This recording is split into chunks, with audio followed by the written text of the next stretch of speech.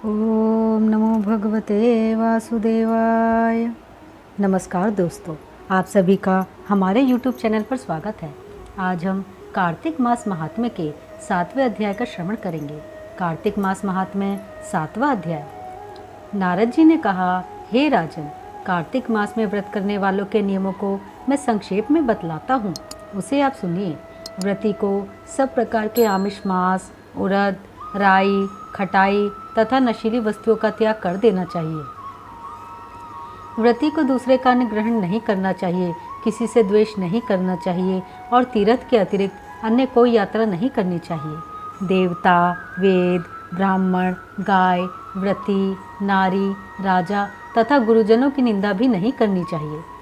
व्रती को दाल, तिल, पकवान व दान किया हुआ भोजन ग्रहण नहीं करना चाहिए। किसी की चुगली या निंदा भी नहीं करनी चाहिए। किसी भी जीव का मांस नहीं छूना चाहिए। पान, कत्था, चूना, नींबू, मसूर, बासी तथा झूठे अन्न का भी प्रयोग नहीं करना चाहिए।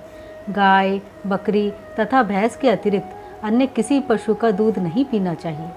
कांसे के पात्र में रखा हुआ पंचगव्य, बहुत छोटे घड़े का पानी तथा केवल अपने लिए ही पका हुआ अन्न प्रयोग करना चाहिए।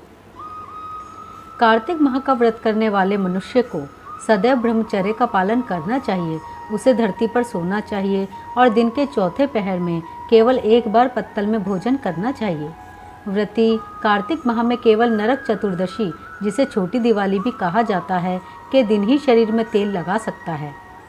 कार्तिक माह में व्रत करने वाले मनुष्य को सिंघाड़ा, प्याज, मट्ठा, गाजर, मूली, काशीफल, लौकी, तरबूज, इन वस्तुओं का प्रयोग बिल्कुल नहीं करना चाहिए।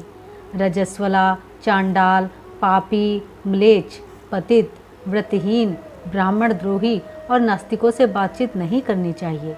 भगवान विष्णु को प्रसन्न करने के लिए अपनी शक्ति के अनुसार चांद्रायण आदि का व्रत करना चाहिए और इन सभी नियमों का पालन करना चाहिए।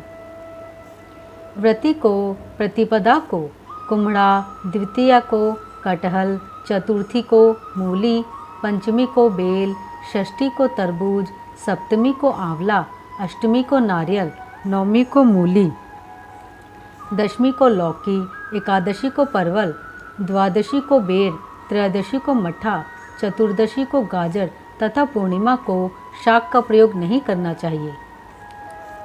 रविवार को आंवला का प्रयोग नहीं करना चाहिए। कार्तिक माह में व्रत करने वाला मनुष्य यदि इन शाकों में से किसी शाक का सेवन करना चाहे तो पहले ब्राह्मण को देखकर ग्रहण करे। यही विधान माघ माह के व्रत के लिए भी है।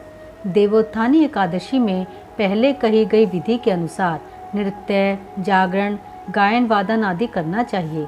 इसको विधि पूर्वक करने वाले मनुष्य को देखकर यमदूत ऐसे भाग जाते हैं जैसे सिंह की गर्जना से हाथी भाग जाते हैं।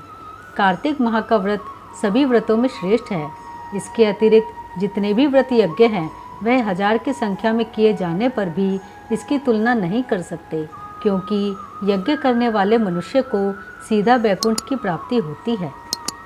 जिस प्रकार राजा की रक्षा उसके अंगरक्षक करते हैं, उसी प्रकार कार्तिक माह का व्रत करने वाले की रक्षा भगवान विष्णु की आज्ञा से इंद्रादि देवता करते हैं। व्रती मनुष्य जहाँ कहीं भी रहता है वहीं पर उसकी पूजा होती है, उसका यश फैलता है। उसके निवास स्थान पर भूत, पिशाच आदि कोई भी नहीं रह पाते। विधि पूर्वक कार्तिक माह का व्रत करने वाले मनुष्यों के पुण्य का वर्णन करने में ब्रह्मा जी भी असमर्थ है। यह व्रत सभी पापों को नष्ट करने वाला, पुत्र पौत्रादि प्रदान करने वाला और धन धान्य की वृद्धि करने वाला है। कार्तिक मास महात्म्य 7वां अध्याय यहीं समाप्त होता है। ओम नमो भगवते वासुदेवाय।